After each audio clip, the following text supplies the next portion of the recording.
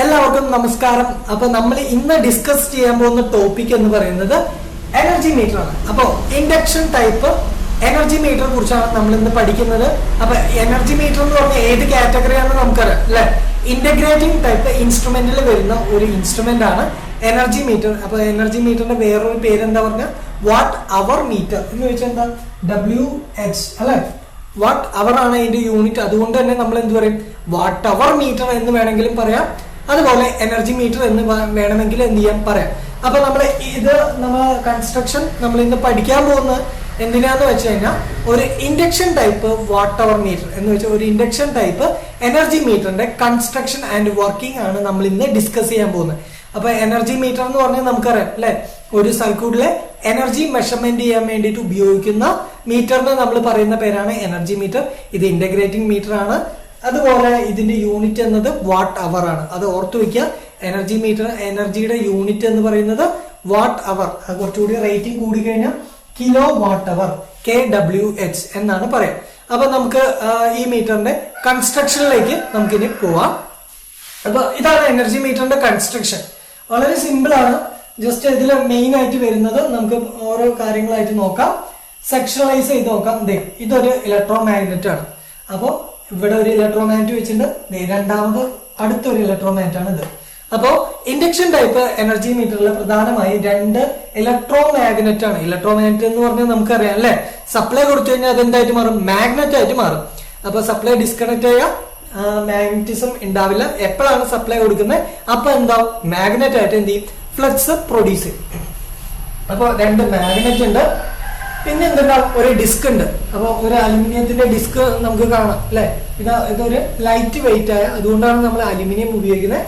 Aluminium disk ഉണ്ടാവും. ഈ disk place ചെയ്തിരിക്കുന്നത് രണ്ട് മാഗ്നറ്റിനും ഇടയിലായിട്ടാണ്. അപ്പൊ ബിറ്റ്വീൻ ടു മാഗ്നറ്റ്, ഈ രണ്ട് മാഗ്നറ്റിനും ഇടയിലായിട്ടായിരിക്കും എന്ത് ചെയ്യുക, നമ്മൾ ആ ഡിസ്ക് വെക്കുന്നത്. ഇനി ഈ ഡിസ്കിന്റെ ഒരെൻഡിൽ നമ്മൾ എന്ത് ചെയ്യും, ഒരു ബ്രേക്കിംഗ് മാഗ്നറ്റ് ഉപയോഗിക്കും.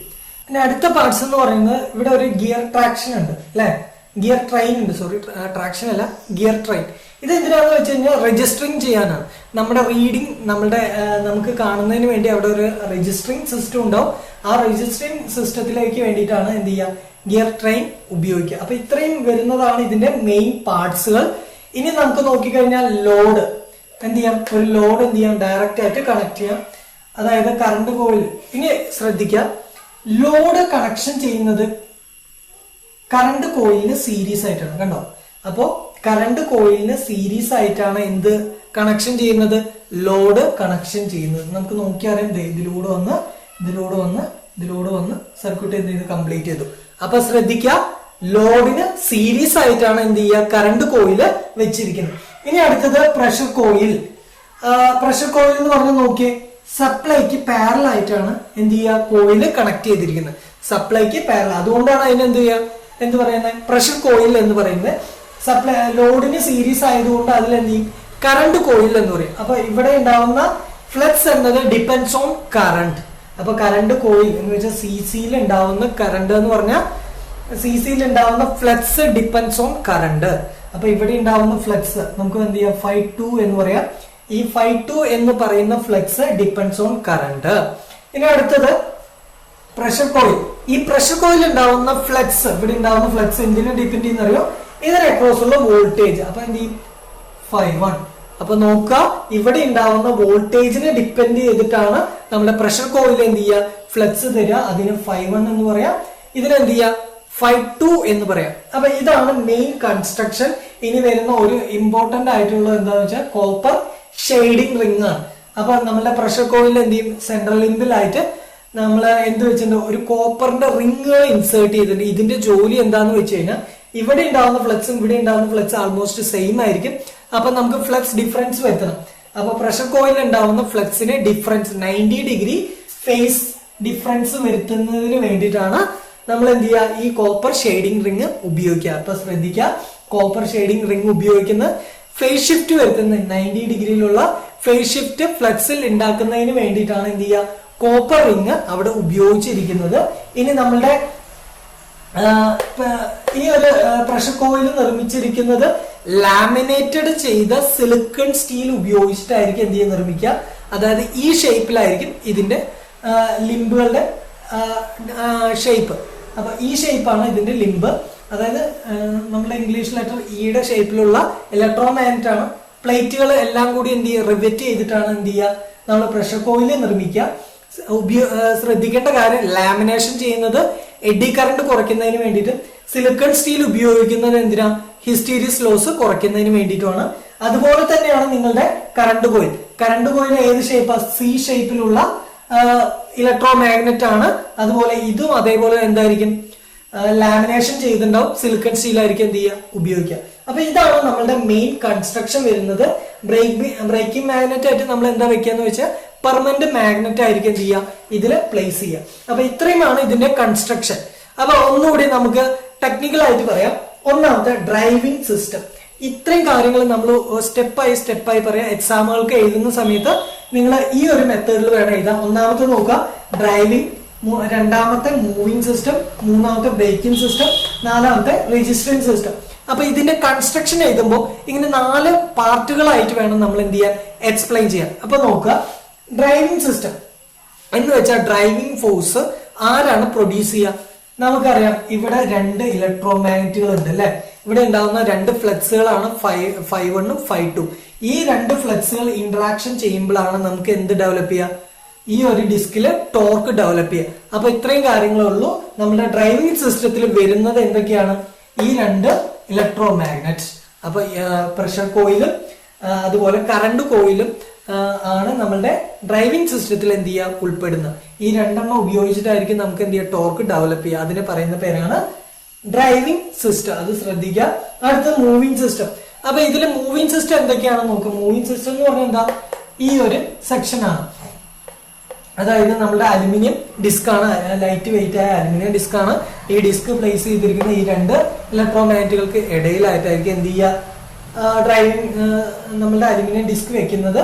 ഇനി അത് സ്പിൻഡിലായിരിക്കും എന്ത് ചെയ്യുക കണക്ഷൻ ചെയ്യുന്നുണ്ടാവുക.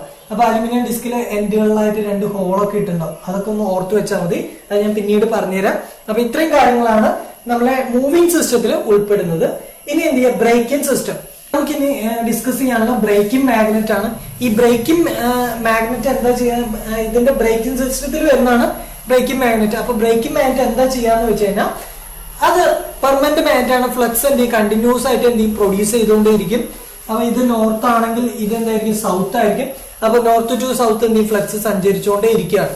ഇനി നമ്മൾ ലോഡ് കണക്ട് ചെയ്താൽ ഡിസ്ക് എന്ത് ചെയ്യും ഇതിന്റെ ഇടയിലൂടെ എന്ത് ചെയ്യും റൊട്ടേഷൻ ചെയ്യും. അങ്ങനെ റൊട്ടേഷൻ ചെയ്യുന്ന സമയത്ത് ഈ ഡിസ്ക് എന്ത് ചെയ്യും ഫ്ലക്സിനെ കട്ട് ചെയ്യും അല്ലെ, ഡിസ്ക് ഫ്ലക്സിനെ കട്ട് ചെയ്യും. അപ്പൊ നമുക്കറിയാം അതിൽ എന്ത് പ്രൊഡ്യൂസ് ചെയ്യും, EMF-ഉം. അത് കാരണം എന്ത് ചെയ്യും ഒരു കറണ്ട് ഫ്ലോ ചെയ്യും. ഈ കറണ്ടിന് നമ്മൾ പറയുന്ന പേരാണ് എഡി കറണ്ട്. ക്ലിയർ ആയി. അപ്പൊ എന്ത് ചെയ്യും അവിടെ ഒരു എഡി കറണ്ട് ഫോം ചെയ്തു. ഇനി ആലോചിക്കാം, ഞാൻ പറയുന്ന ലോ ഇതുമായിട്ട് ഡിപ്പെൻഡ് ചെയ്തിട്ട് നമുക്ക് പറയാം. അക്കോർഡിംഗ് ടു ലെൻസസ് ലോ, നിങ്ങളപ്പോ നേരത്തെ പഠിച്ച ലെൻസസ് ലോ വീണ്ടും അറിഞ്ഞിരിക്കണം. ലെൻസസ് ലോ പ്രകാരം എന്താണ് പറയുന്നതെന്ന് വെച്ച് കഴിഞ്ഞാൽ EMF ഇൻഡ്യൂസ് ചെയ്യാൻ കാരണമായത് എന്തോ അതിനെന്ത് ചെയ്യും ഓപ്പോസിറ്റ്.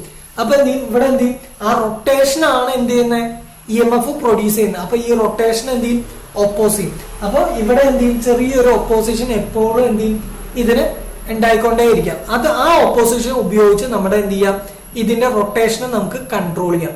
ചെറിയൊരു ഓപ്പോസിഷൻ ആണ്, അല്ലാതെ മൊത്തത്തിനെ ഓപ്പോസിറ്റ് ചെയ്യല്ല, ചെറിയൊരു കൺട്രോൾ എന്ത് ചെയ്യും ഈ റൊട്ടേഷന് ഉണ്ടാവും. അപ്പൊ അതിന് വേണ്ടിയിട്ടാണ് എന്ത് ചെയ്യുക ബ്രേക്കിംഗ് മാഗ്നറ്റ് ഉപയോഗിക്കുക. അത് ബ്രേക്കിംഗ് മാഗ്നറ്റ് ഉപയോഗിക്കുന്ന ഡിസ്കിന്റെ കൺട്രോളിങ്ങിന് വേണ്ടിയിട്ടാണ്. അതായത് വളരെ സ്പീഡിൽ കറങ്ങാതെ നമ്മളുടെ കറണ്ട് എത്ര പ്രൊഡ്യൂസ് ചെയ്യുന്നു അതിനനുസരിച്ചുള്ള റൊട്ടേഷൻ മാത്രം ഉണ്ടാവുന്ന വേണ്ടി, എന്ന് വെച്ചാൽ ഇനേഴ്ഷ്യ എല്ലാം എന്ത് ചെയ്യണം അത് ഒഴിവാക്കുന്നതിന് വേണ്ടിയിട്ടാണ് നമ്മൾ എന്ത് ഉപയോഗിക്കുന്നത് ബ്രേക്കിംഗ് മാഗ്നറ്റ് എന്ത് ചെയ്യുക ഉപയോഗിക്കുക. അപ്പൊ ഇത്രയും കാര്യങ്ങൾ വരുന്നതാണ് നമ്മളുടെ ബ്രേക്കിംഗ് സിസ്റ്റം. അടുത്തത് രജിസ്റ്ററിംഗ് സിസ്റ്റം. ഇനി രജിസ്റ്ററിംഗ് സിസ്റ്റത്തിൽ എന്തൊക്കെ വരും എന്ന് പറഞ്ഞു കഴിഞ്ഞാൽ നമ്മുടെ ഇവിടെ ഒരു ഗിയർ ട്രെയിൻ ഉണ്ട് അല്ലെ. അപ്പൊ ആ ഈ സ്പിൻഡിൽ കറങ്ങുന്നതിനോടൊപ്പം എന്ത് ചെയ്യും ഇവിടെ ഗിയർ ട്രെയിൻ എന്ത് ചെയ്യും റൊട്ടേഷൻ ചെയ്ത് ഗിയറിംഗ് സിസ്റ്റം എല്ലാം എന്ത് ചെയ്യും റൊട്ടേഷൻ ചെയ്ത് നമുക്ക് എന്ത് ചെയ്യും റീഡിങ് അവിടെ രജിസ്റ്റർ ആവും. അപ്പൊ അതിന് വേണ്ടിയിട്ട് ഉപയോഗിക്കുന്നതാണ് രജിസ്റ്ററിംഗ് സിസ്റ്റം. അപ്പൊ എത്രത്തോളം റൊട്ടേഷൻ ചെയ്യുന്നു അത്രത്തോളം കൗണ്ടിങ് എന്ത് ചെയ്യും അവിടെ ഉണ്ടാവും. അപ്പൊ റീഡിങ് നമുക്ക് എന്ത് ചെയ്യാം അവിടെ നിന്ന് എടുക്കാൻ സാധിക്കും. അപ്പൊ അതിൽ വരുന്നതാണ് രജിസ്റ്റർ സിസ്റ്റം. പിന്നെ വരുന്നത് ഇവിടെ ജുവൽ ബിയറിംഗ് ഉണ്ട് അല്ലെ. ബിയറിംഗ്സ് എല്ലാം ഉപയോഗിക്കുന്നത് എന്തിനാണ്, ഇവിടെ ഉണ്ടാകുന്ന ഫ്രിക്ഷൻ ലോസ് കുറയ്ക്കുന്നതിന് വേണ്ടിയിട്ടാണ് എന്ത് ചെയ്യുക ജുവൽ ബിയറിംഗ്സ് എല്ലാം യൂസ് ചെയ്യുന്നത്. അപ്പൊ ഇത്രയും കാര്യങ്ങളാണ് നമ്മൾ എനർജി മീറ്ററിന്റെ കൺസ്ട്രക്ഷനിൽ വരുന്നത്. അപ്പൊ നമ്മൾ എനർജി മീറ്ററിന്റെ കൺസ്ട്രക്ഷൻ പഠിച്ചു. ഇനി നമുക്ക് അതിന്റെ വർക്കിങ്ങിലേക്ക് കിടക്കാം. അപ്പൊ വർക്കിങ്ങിൽ എന്താ ചെയ്യുന്നതെന്ന് വെച്ച് കഴിഞ്ഞാൽ നമ്മൾ എന്ത് ചെയ്യുക, സപ്ലൈ കണക്ട് ചെയ്തു അല്ലെ. സപ്ലൈ കണക്ട് ചെയ്താൽ ഇതിന് അക്രോസ് വോൾട്ടേജ് ഉണ്ടാവും. നമുക്കറിയാം 230 വോൾട്ടേജ് ആണ് നമ്മൾ എന്ത് ചെയ്യുക അപ്ലൈ ചെയ്യുന്നത്. അപ്പൊ 230 വോൾട്ടേജിനുള്ള ഒരു ഫ്ലക്സ് എന്ത് ചെയ്യും, ഇത് പ്രൊഡ്യൂസ് ചെയ്യും. അപ്പൊ ശ്രദ്ധിക്കുക, നിങ്ങളുടെ പ്രഷർ കോയിൽ എന്ത് ചെയ്യും, ഒരു ഫ്ലക്സ് എന്ത് ചെയ്തു, പ്രൊഡ്യൂസ് ചെയ്തു. അതുപോലെ ലോഡ് കണക്ഷൻ ചെയ്യുമ്പോൾ ശ്രദ്ധിക്കുക, ലോഡ് കണക്ട് ചെയ്താൽ മാത്രമേ എന്ത് ചെയ്യുള്ളൂ, കറണ്ട് കോയിൽ എന്ത് ചെയ്യുള്ളൂ, ഫ്ലക്സ് പ്രൊഡ്യൂസ് ചെയ്യുള്ളൂ. അപ്പൊ നമ്മൾ എന്ത് ചെയ്യുക, ലോഡ് എന്ത് ചെയ്യുക, ഇതിലേക്ക് കണക്ഷൻ ചെയ്തു. അപ്പൊ ലോഡ് കണക്ട് ചെയ്യുന്ന സമയത്ത് ഇവിടെ എന്തുണ്ടായി, ഫ്ലക്സ് ഉണ്ടായി. കണ്ടോ, അപ്പൊ ഇവിടെ ഒരു ഫ്ലക്സ് ഉണ്ടായി, അതുപോലെ ഇവിടെയും എന്തുണ്ടായി, ഫ്ലക്സ് ഉണ്ടായി. അപ്പൊ രണ്ട് ഫ്ലക്സുകൾ ഉണ്ടായി. ഇനി നമ്മൾ ഇവിടെ കോപ്പർ ഷെയ്ഡിങ് റിംഗ് ഉപയോഗിക്കേണ്ട അതിന്റെ ഫംഗ്ഷൻ ഞാൻ നേരത്തെ പറഞ്ഞു ഇല്ലേ. ഇവിടെ ഉണ്ടാവുന്ന ഫ്ലക്സ്, അതായത് പ്രഷർ കോയിൽ ഉണ്ടാവുന്ന ഫ്ലക്സ് 90 ഡിഗ്രി എന്ത് ചെയ്യാം, ഫേസ് ഷിഫ്റ്റ് വരുത്തണം. അപ്പൊ എന്ത് ചെയ്യും, ഇവിടെ 90 ഡിഗ്രി ഫേസ് ഷിഫ്റ്റ് വരുത്തുന്ന സമയത്ത് നമുക്ക് അറിയാം അവിടെ ഉണ്ടാവുന്ന ഫ്ലക്സ് എന്ന് പറയുന്നത് like A rotating magnetic field ആണ്.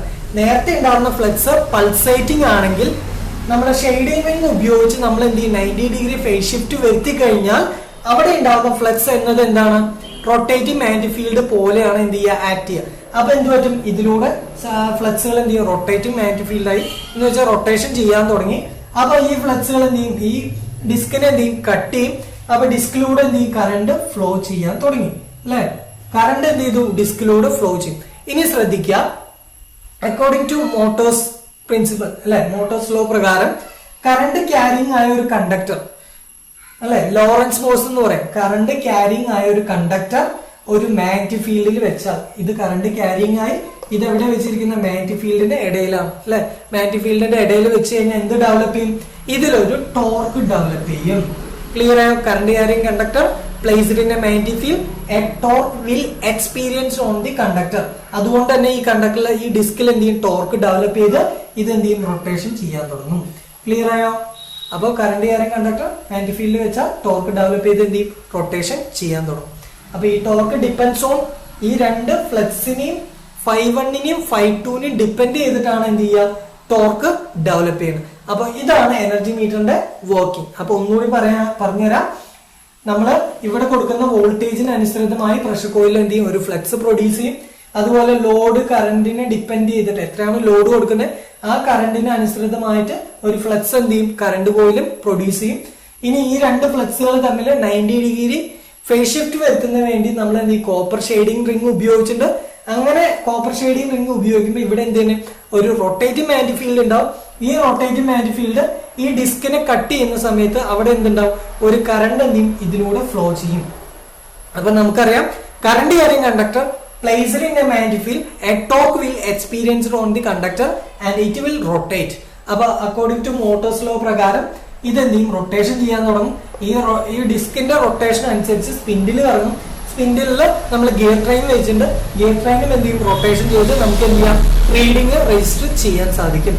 അപ്പൊ ഇങ്ങനെ ഈ ഒരു വർക്കിങ്ങിലാണ് നമ്മുടെ എനർജി മീറ്റർ എന്ത് ചെയ്യുന്നത്, വർക്കിംഗ് ചെയ്യുന്നത്. അപ്പൊ നമ്മൾ ഇന്ന് ഡിസ്കസ് ചെയ്ത കാര്യങ്ങളൊന്ന്, ഇതിന്റെ കൺസ്ട്രക്ഷൻ പഠിച്ചു, ഇതിന്റെ വർക്കിംഗ് നമ്മൾ എന്ത് ചെയ്തു, ഡിസ്കസ് ചെയ്തു. ഇനി ഇതിൽ 2-3 മെയിൻ ലോസസ് ഒക്കെ ഉണ്ടാവും. ആ ലോസസ് ഒഴിവാക്കാൻ വേണ്ടിയിട്ടാണ് നമ്മൾ ഇവിടെ വെക്കുന്നത്. ഒന്ന്, ഇവിടെ എന്തുണ്ടാവുന്ന പറയുക, ക്രീപ്പിംഗ് എറർ എന്ന് പറയുന്ന എറർ ഫോമിങ്. അതിന് വേണ്ടിയിട്ടാണ്, അത് ഒഴിവാക്കാൻ വേണ്ടിയിട്ട് 2 ഹോളുകൾ ഇതിൽ ഇൻസേർട്ട് ചെയ്യും. ശ്രദ്ധിക്കുക, ക്രീപ്പിംഗ് എറർ അത് ഇമ്പോർട്ടന്റ് ആണ്. ഈ ഒരു എനർജി മീറ്റർ പറയുന്ന സമയത്ത് ക്രീപ്പിംഗ് എറർ എന്നത് വളരെ വളരെ ഇമ്പോർട്ടന്റ് ആണ്. അപ്പൊ ഇതിൽ 2 എന്തുണ്ടാവും, ഹോളുകൾ ഉണ്ടാവും ഡിസ്കില്. അത് എന്തിനാണെന്ന് വെച്ച് കഴിഞ്ഞാൽ, അതായത് നമ്മള് ഇപ്പോ എനർജി മീറ്റർ എന്ന് പറഞ്ഞു കഴിഞ്ഞാൽ നേരത്തെ പറഞ്ഞു, പ്രഷർ കോയില് വോൾട്ടേജിനെ ഡിപ്പെൻഡ് ചെയ്യും. നമുക്കറിയാം വീട്ടിൽ എന്ത് ചെയ്യും, ആൾവേസ് 230 വോൾട്ടേജ് വന്നുകൊണ്ടിരിക്കുക എന്ന് വെച്ച് കഴിഞ്ഞാൽ ഇത് എപ്പോഴും എന്ത് ചെയ്യും, പ്രഷർ കോയിൽ എന്ത് ചെയ്യും, ഫ്ലക്സ് പ്രൊഡ്യൂസ് ചെയ്തുകൊണ്ടേയിരിക്കും. ക്ലിയർ ആണ്. അപ്പൊ കണ്ടിന്യൂസ് ആയിട്ട് ഇവിടെ എന്ത് ചെയ്യും, ഫ്ലക്സ് പ്രൊഡ്യൂസ് ചെയ്യും. കറണ്ട് കോയില് എന്ത് ചെയ്യില്ല, ലോഡ് ഓൺ ചെയ്താൽ മാത്രമേ എന്ത് ചെയ്യുള്ളൂ, ഫ്ലക്സ് പ്രൊഡ്യൂസ് ചെയ്യുള്ളൂ. അപ്പൊ ചില സമയത്ത് എന്ന് വെച്ചാൽ ഈ ഒരു പ്രഷർ കോയില് ഓവർ എക്സൈറ്റേഷൻ, കുറച്ച് കൂടുതൽ വോൾട്ടേജ് കിട്ടുക, അത് കാരണം ഇത് കൂടുതൽ ഫ്ലക്സുകൾ പ്രൊഡ്യൂസ് ചെയ്താൽ, അപ്പോൾ നമ്മളുടെ പ്രഷർ കോയിൽ ഓവർ എക്സൈറ്റേഷൻ ആയാൽ എന്ത് പറ്റുന്നറിയോ, ഈ ഫ്ലക്സ് കട്ട് ചെയ്തിട്ട് ഇത് മെല്ലെ എന്ത് ചെയ്യും, റൊട്ടേഷൻ ചെയ്യും. ഫാസ്റ്റ് ആയിട്ടല്ല റൊട്ടേഷൻ ചെയ്യുക, മെല്ലെ എന്ത് ചെയ്യും, റൊട്ടേഷൻ ചെയ്യും. അപ്പൊ ഇത്ര ഉള്ളൂ, ലോഡ് കണക്ട് ചെയ്യാതെ തന്നെ നിങ്ങളുടെ എനർജി മീറ്ററിന്റെ ഡിസ്ക് മെല്ലെ എന്ത് ചെയ്യും, റൊട്ടേഷൻ ചെയ്യും. അത് നമുക്ക് എന്ത് ചെയ്യും, റീഡിങ്ങിൽ ബാധിക്കും അല്ലെ. ഇത് റൊട്ടേഷൻ ചെയ്യുമ്പോൾ റീഡിങ് എന്ത് ചെയ്യും, മാറിക്കൊണ്ടേയിരിക്കും. അത് കുറെ നാൾ ഇങ്ങനെ ഇതേപോലെ വർക്ക് ചെയ്ത് എന്ത് സംഭവിക്കുക, ഇപ്പൊ 1 മാസത്തോളം ഇതേ പ്രശ്നം കാരണം എന്ത് ചെയ്യും, റൊട്ടേഷൻ ചെയ്ത് കഴിഞ്ഞാൽ വലിയ റീഡിങ്ങിൽ നമുക്ക് എന്ത് ചെയ്യും, ഡിഫറൻസ് വരുത്തും അല്ലെ. കൺസ്യൂമർ ലോഡ് ഉപയോഗിക്കാതെ തന്നെ എന്ത് ചെയ്യും, റീഡിങ് വന്നുകൊണ്ടേയിരിക്കും. അപ്പൊ ഈ ഒരു പ്രശ്നത്തിന് നമ്മൾ പറയുന്ന പേരാണ് ക്രീപ്പിംഗ് എറർ. അപ്പൊ ക്രീപ്പിംഗ് എറർ എന്ന് പറഞ്ഞാൽ ശ്രദ്ധിക്കുക, അതായത് ലോഡ് കണക്ട് ചെയ്യാതെ തന്നെ നമ്മളെ ഡിസ്ക് എന്ത് ചെയ്യും, മെല്ലെ റൊട്ടേഷൻ ചെയ്യും. അത് നമ്മുടെ പ്രഷർ കോയിലിന്റെ ഓവർ എക്സൈറ്റേഷൻ മൂലമാണ്. അപ്പൊ ഇങ്ങനെ റൊട്ടേഷൻ ചെയ്യുന്ന എററിനെ നമ്മൾ പറയുന്ന പേരാണ് ക്രീപ്പിംഗ് എറർ. അപ്പൊ ഈ ക്രീപ്പിംഗ് എറർ ഒഴിവാക്കുന്നതിന് വേണ്ടിയിട്ടാണ് എന്ത് ചെയ്യുക, ഡിസ്കിന്റെ 2 എൻഡുകളിലായിട്ട് എന്ത് ചെയ്യും, നമ്മൾ 2 ഹോൾ ഉപയോഗിക്കും. അങ്ങനെ ഉപയോഗിക്കുന്ന സമയത്ത് ഈ ഒരു പോയിന്റിൽ എത്തുന്ന സമയത്ത് അവിടെ എന്ത് ചെയ്യും, സ്റ്റോപ്പ് ആവും. അപ്പൊ അതിന് വേണ്ടിയിട്ടാണ് എന്ത് ഉപയോഗിക്കുക, 2 ഹോളുകൾ ഉപയോഗിക്കുക. ക്രീപ്പിംഗ് എറർ ഉപയോഗിക്കാൻ വേണ്ടി എന്ത് ചെയ്യും, ഹോളുകൾ ഉപയോഗിക്കുക. അതുപോലെ കൺട്രോളിങ്ങിന് വേണ്ടി, ഡിസ്കിന്റെ കൺട്രോളിങ്ങിന് വേണ്ടിയിട്ടാണ് എന്ത് ഉപയോഗിക്കുക, ബ്രേക്കിംഗ് മാഗ്നറ്റ് എന്ത് ചെയ്യുക, ഉപയോഗിക്കുക. ക്ലിയർ ആയോ? അപ്പൊ ഇന്ന് നമ്മൾ ഡിസ്കസ് ചെയ്ത കാര്യങ്ങൾ എന്തൊക്കെയാന്ന് വെച്ചാൽ കൺസ്ട്രക്ഷനും പഠിച്ചു, വർക്കിങ്ങും നമ്മൾ എന്ത് ചെയ്തു, പഠിച്ചു. ഇനി നമുക്ക് അതിൽ റീഡിങ് എങ്ങനെയാണ് എടുക്കുക, ഒരു എനർജി മീറ്ററിൽ റീഡിങ് എങ്ങനെയാണ് എടുക്കുക എന്നുള്ളത് നമുക്കിനി ഒരു വീഡിയോ കണ്ട് മനസ്സിലാക്കാം. ഇത് 2 രീതിയിൽ നമുക്ക് ഈ മീറ്ററിൽ നോക്കാൻ സാധിക്കും. ഇപ്പോൾ പഴയ മീറ്ററുകളൊക്കെ മാറ്റി എല്ലായിടത്തും ഡിജിറ്റൽ മീറ്റർ ആക്കി. അപ്പോൾ ഈ ഒരു മീറ്ററിൽ എങ്ങനെയാണ് നമുക്ക് നോക്കുന്നതെന്ന് നോക്കാം. അപ്പോൾ ഏതൊരു മീറ്ററിൻ്റെയും KWH എന്ന് പറയുന്ന റീഡിംഗ് ആണ് നമുക്ക് ആദ്യമായിട്ട് ആവശ്യമുള്ളത്. ആദ്യം നമ്മൾ ഉപയോഗിക്കുന്നതിന് മുമ്പുള്ള ഒരു റീഡിംഗ് എടുക്കണം. അപ്പോൾ അതാണ് ഇപ്പോൾ നോക്കുന്നത്. അപ്പോൾ ഒന്നാമത്തെ എന്ന് വെച്ചിട്ടുണ്ടെങ്കിൽ നമ്മൾ കുറച്ച് നേരം അവിടെ നിന്നിട്ടുണ്ടെങ്കിൽ ഇങ്ങനെ ഈ PF, പിന്നെ KWH, T1, T2, T3 എന്നൊക്കെ ശേഷം KWH എന്ന് മാത്രം വരും. ഇതിപ്പോൾ ഇവിടെ KW എന്ന് വന്നു. ഇതിന് ശേഷം വരുന്ന റീഡിംഗ് ആണ് നമുക്ക് ആവശ്യമുള്ളത്. അപ്പം ഈ റീഡിംഗ് ആണ് നമുക്ക് ആവശ്യമുള്ളത്. KWH എന്ന് പറയുന്ന ഈ റീഡിംഗ് ഒന്ന് നോട്ട് ചെയ്ത് വെക്കുക. നമ്മൾ ഉപയോഗിക്കുന്നതിന് മുമ്പ് വീണ്ടും നമ്മൾ ഉപയോഗിച്ചതിന് ശേഷം വീണ്ടും മീറ്ററിൻ്റെ അടുത്ത് വരിക. അതിനുശേഷം നമുക്ക് ഒന്നുകൂടി റീഡിംഗ് എടുക്കണം. അതിനായിട്ട് ഇവിടെ ഈ പുഷ് ബട്ടൺ ഉണ്ട്, അതിൽ ക്ലിക്ക് ചെയ്തിട്ടുണ്ടെങ്കിൽ നമുക്ക് റീഡിംഗ് കിട്ടും. ഇതിൽ മെല്ലെ ക്ലിക്ക് ഞെക്കി പോയാൽ മതി, അപ്പോൾ നമുക്ക് റീഡിംഗ് കിട്ടും. KWH T1, T2, T3 എന്നതിന് ശേഷമായിരിക്കും ഇങ്ങനെ പ്രസ് ചെയ്ത് വരുമ്പോൾ ഉള്ള റീഡിംഗ് വരിക. ഇപ്പോൾ ഇതിന് ശേഷം ഇതവിടെ KWH 596 1 യൂണിറ്റ് കൂടിയിട്ടുണ്ട്. അതായത് ഞാനിപ്പോൾ ഒരു 4-5 മണിക്കൂറത്തെ ഡിഫറൻസിലാണ് റീഡിംഗ് എടുത്തത്. അപ്പോൾ 1 യൂണിറ്റാണ് അതിൽ കൂടിയത്. നിങ്ങൾക്ക് ഇനിയിപ്പം 1 ദിവസത്തെയോ അല്ലെങ്കിൽ 2 ദിവസത്തെയോ, അല്ലെങ്കിൽ നിങ്ങൾക്ക് ഇപ്പം ഈ മാസം 1-ാം തീയതി ഒരു റീഡിംഗ് എടുത്തു, അടുത്ത മാസം 1-ാം തീയതി എടുക്കുകയാണെങ്കിൽ ആ 1 മാസത്തെ നിങ്ങളുടെ ഉപയോഗം കിട്ടും. അങ്ങനെ നിങ്ങൾക്ക് 1 ദിവസത്തെയോ അല്ലെങ്കിൽ 1 മാസത്തെയോ എത്ര ദിവസത്തെ വേണമെങ്കിലും കണക്കാക്കാൻ പറ്റും. അപ്പം ഇതിന് ശേഷം നമ്മൾ എന്താ ചെയ്യേണ്ടതെന്ന് വെച്ചിട്ടുണ്ടെങ്കിൽ ഈ 596 എന്നുള്ളതിൽ നിന്നും 595 കുറയ്ക്കുക. അപ്പോൾ 1 യൂണിറ്റാണ് നമ്മൾ ഈ ഒരു 4-5 മണിക്കൂറിനുള്ളിൽ ഉപയോഗിച്ചിട്ടുള്ളത്. അതായത് 1 യൂണിറ്റ് 596-ന് 595 കുറയ്ക്കുക. അതായത് നമ്മുടെ പുതിയ റീഡിങ്ങിന് പഴയ റീഡിങ് കുറയ്ക്കുമ്പോൾ കിട്ടുന്ന യൂണിറ്റ് ആയിരിക്കും നമ്മൾ ഉപയോഗിച്ചത്. ഇപ്പം ഏകദേശം യൂണിറ്റിന് 2.80 ഇപ്പോൾ നിലവിലുള്ള എമൗണ്ടാണ് ഞാൻ പറഞ്ഞത്. അതിൽ ചിലപ്പോൾ വ്യത്യാസം വരാം. ഞാൻ വീടിൻ്റെ കാര്യത്തിലാണ് ഇത് പറഞ്ഞത്. അപ്പം നമുക്കിവിടെ പുതിയ യൂണിറ്റിന് പഴയ യൂണിറ്റ് കുറച്ചിട്ടുള്ള 1 യൂണിറ്റ് കിട്ടും. അതേ ഇൻറ്റു ഈ നമ്മുടെ എമൗണ്ട്, അതായത് 2.80 ഗുണിച്ചിട്ട് കിട്ടുന്ന ഒരു സംഖ്യ ഉണ്ടാവും. അതായിരിക്കും നമ്മുടെ നമ്മുടെ ഉപയോഗത്തിനുള്ള പൈസ എന്ന് പറയുന്നത്. പിന്നീട് ബില്ല് വരുമ്പോൾ നമുക്ക് അതിൻ്റെ കൂടെ ചെറിയ മീറ്റർ റെൻറ്റ്, അതുപോലെ തന്നെ ചെറിയ വാടകകളൊക്കെ വരും. അതും കൂടി മാത്രമേ വരത്തുള്ളൂ. അപ്പോൾ നമ്മുടെ ഉപയോഗം എന്ന് പറയുന്നത് ഈ ഒരു എമൗണ്ട് ആയിരിക്കും. അപ്പോൾ ഇങ്ങനെ നമുക്ക് നമ്മുടെ വീട്ടിലെ 1 ദിവസത്തെയോ എത്ര ദിവസത്തെ വേണമെങ്കിലും റീഡിങ് വെച്ചിട്ട് നമുക്ക് കണ്ടുപിടിക്കാവുന്നതാണ്.